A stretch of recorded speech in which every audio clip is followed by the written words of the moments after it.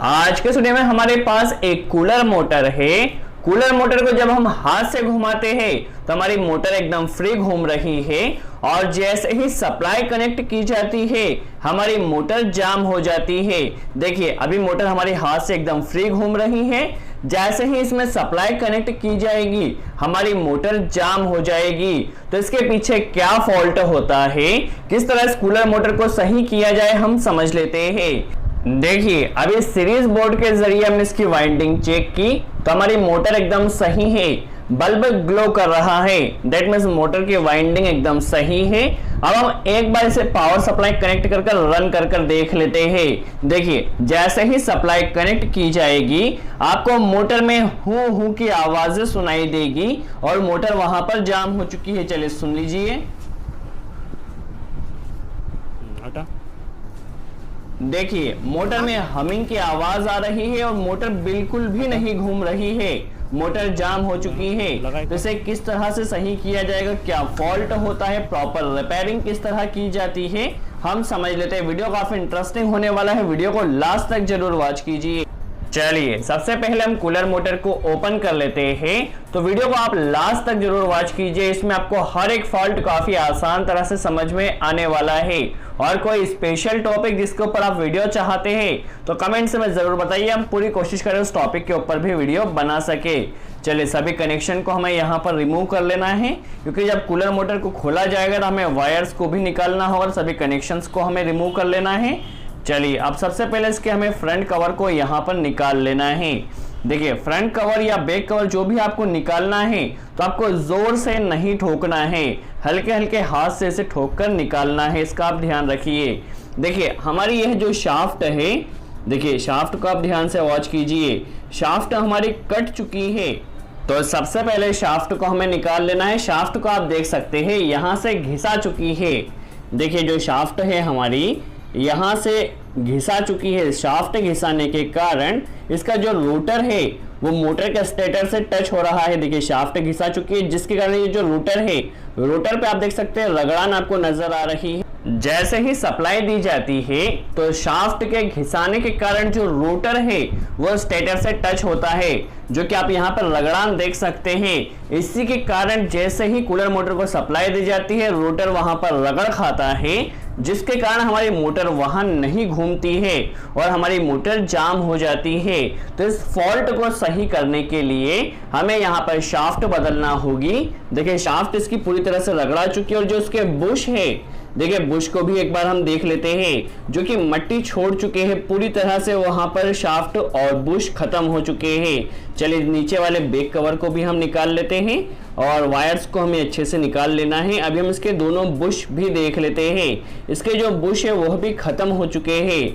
जिसके कारण हमारी मोटर वहां पर जाम हो रही है। देखिए बुश को आप देखिए पूरी तरह से यहाँ पर ये खत्म हो चुके हैं, रगड़ा के यहाँ पर देखिए बुश हमारे पूरी तरह से आप देख सकते हैं गंदगी जम चुकी है और बुश भी खत्म हो चुके हैं। इस बुश को भी हम देख लेते हैं।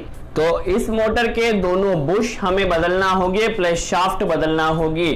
शाफ्ट घिसा चुकी है और बुश खत्म हो चुके हैं, जिसके कारण जैसे ही हम सप्लाई कूलर मोटर को देते हैं हमारी मोटर वहां जाम हो जाती है। या हमें न्यू शाफ्ट और दोनों बुश बदलना होंगे।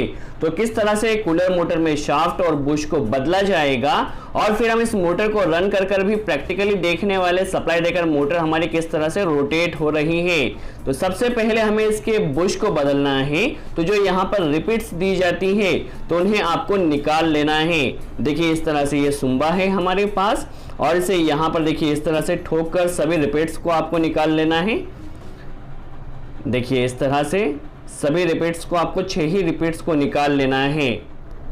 चलिए हमने 6 ही रिपीट्स को निकाल लिया है। अब इसके अंदर देखिए आप जैसे इस कवर को निकालते हैं कि स्प्रिंग दिया गया है और उसमें बुश फिट किए जाते हैं और ब्रश के आसपास यहाँ पर इसे आप टेक्निकल वर्ड में पता नहीं बट मैकेनिकल फॉर्म में इसे ममदे कहा जाता है।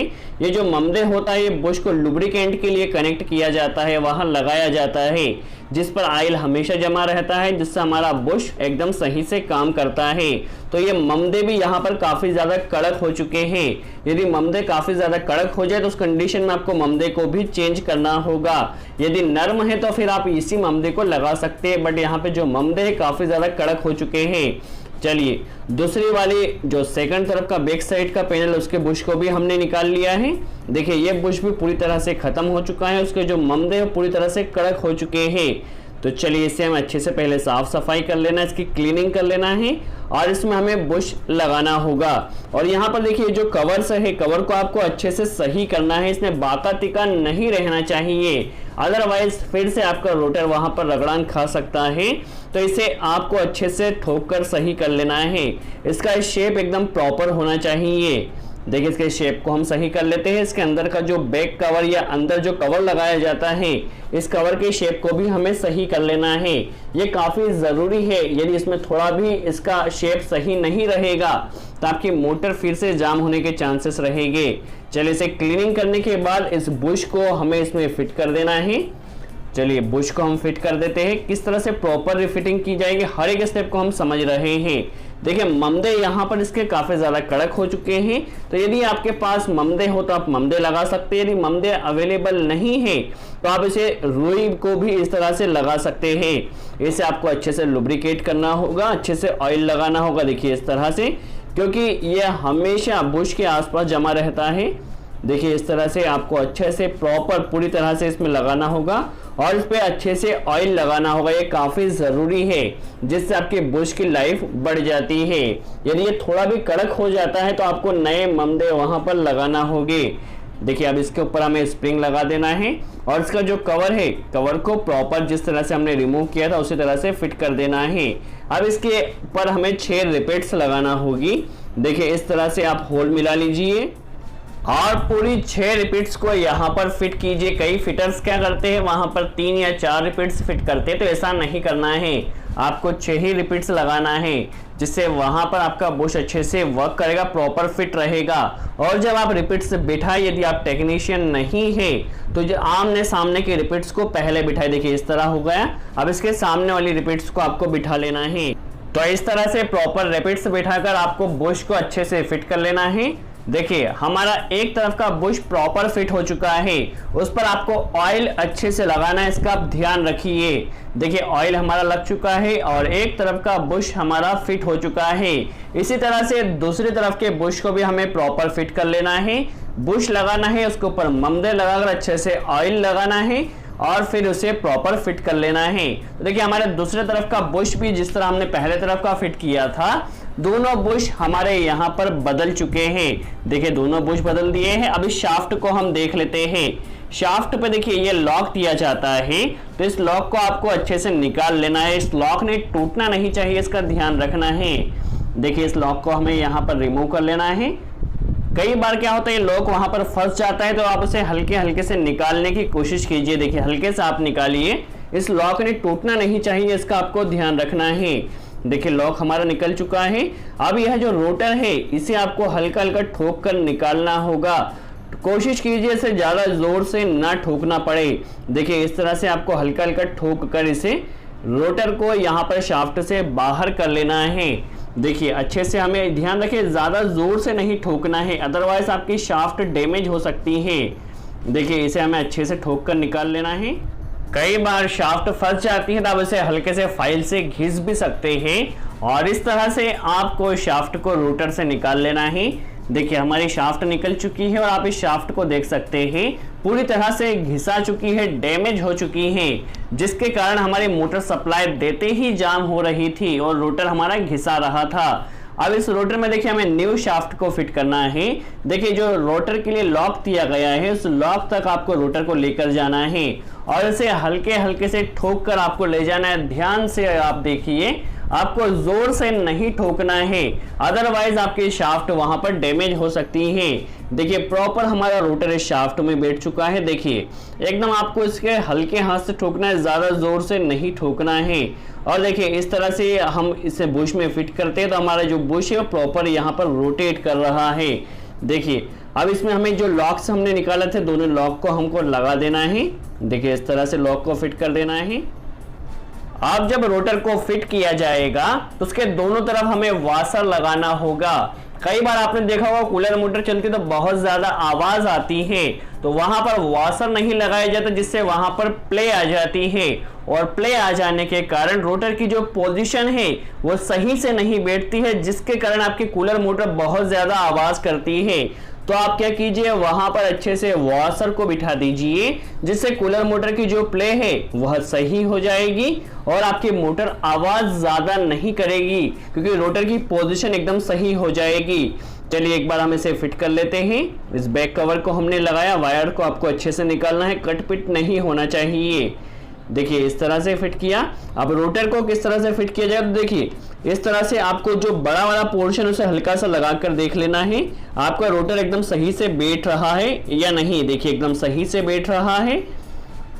चलिए अब इस पोर्शन में हमें अच्छे से ऑयल पानी कर देना है और इसे इस तरह से बुश में फिट कर देना है और इसे रोटेट कर कर देख लेना है। इसने जरा सा भी जाम नहीं होना चाहिए, एकदम फ्री रहना चाहिए। देखिए इस तरह से एकदम फ्री रह रहा है, दैट मीन्स हमारी बुश में जो शाफ्ट है प्रॉपर बैठ चुकी है। अब देखिए इस तरह की जो टॉप कवर है या फ्रंट कवर है, इसे भी आपको अच्छे से लगा देना है। देखिए जब आपका कवर लग जाए तो यहाँ पर मोटर के शाफ्ट को आपको हिलाकर देख लीजिए, यहाँ पर अभी भी काफी ज्यादा प्ले आ रही है, आपकी शाफ्ट काफी ज्यादा घूम रही है, क्योंकि रोटर की जो पोजीशन है वो सही से नहीं बैठी है। तो इसमें मैं हल्का सा 2 वाशर और लगाना होंगे। तो चलिए इसमें थोड़े वाशर हम और ऐड कर लेते हैं, जिससे आपकी मोटर में प्ले नहीं आएगी। मोटर में प्ले नहीं आएगी तो आपकी मोटर की आवाज ऑटोमेटिकली कम हो जाएगी। कई बार क्या होता है, आपने देखा होगा कूलर की मोटर बहुत ज्यादा आवाज करती है, तो वो प्ले के कारण करती है। उसमें आप अच्छे से वाशर बिठा दीजिए। देखिए वाशर हमने बिठा दिया। अब इसके टॉप कवर को देखिए, अब इसकी जो प्ले थी वो एकदम ना के बराबर, एकदम हल्की सी प्ले है। इसने हल्का सा रोटेट करना चाहिए बट ज्यादा से मूविंग नहीं करना चाहिए। देखिए हमारी मोटर प्रॉपर फिट हो चुकी है। अब इसके जो भी नट बोल्ट है हमें लगा देना है और अब हम मोटर का कनेक्शन कर मोटर को चेक कर लेते हैं किस तरह से हमारी मोटर रन कर रही है। देखिए चारों नट बोल्ट को हमें लगा देना है। कनेक्शन की इसकी बात की जाए तो इसमें 3 वायर आए हैं। जो 2 ब्लू वायर है वो रनिंग और स्टार्टिंग वाइंडिंग के वायर है, और जो एक रेड वायर है वो कॉमन वायर है। चलिए सबसे पहले इसके लॉक को हमें फिट कर लेना है। इस तरह से हमारी कूलर मोटर प्रॉपर फिट हो चुकी है। और इस तरह से जब आप टाइट करें तो रोटर को आपको घुमाते रहना है, रोटर ने फंसना नहीं चाहिए, इसका ध्यान रखना है। देखिए नीचे से हम हाथ से रोटर को रोटेट कर रहे हैं, रोटर ने फंसना नहीं चाहिए जब आप इसे टाइट करें। हल्का हल्का रोटर ने रोटेट होना चाहिए। रोटर को रोटेट करते हुए ही आपको इसको टाइट करना है। देखिए एकदम फ्री होना चाहिए आपकी मोटर जब इसे फिट की जाए। देखिए एकदम फ्री है। अब इसके कनेक्शन की बात की जाए तो जो 2 ब्लू वायर है वो रनिंग और स्टार्टिंग के वायर हैं, जिसमें आपको कैपेसिटर का कनेक्शन करना होगा। तो एक रनिंग वाइंडिंग में हम कैपेसिटर लगा देते हैं, स्टार्टिंग वाइंडिंग में लगा देते हैं। कॉमन वायर में कभी भी कैपेसिटर नहीं लगाया जाता। जो रेड वायर है वो कॉमन वायर है। चलिए अब कॉमन वायर में हमें फेज दे देना है, या आप न्यूट्रल भी दे सकते हैं, कोई प्रॉब्लम नहीं है।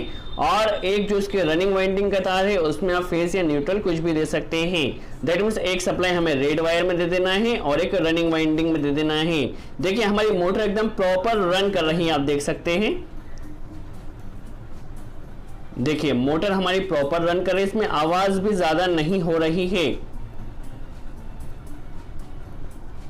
और हमारी मोटर एकदम फ्री घूम रही है। सो इस तरह से यदि आपकी कूलर मोटर जाम हो जाती है तो आप उसकी बुश और शाफ्ट को चेक कर लीजिए, यदि कोई फॉल्ट हो तो आप उसे चेंज कर दीजिए।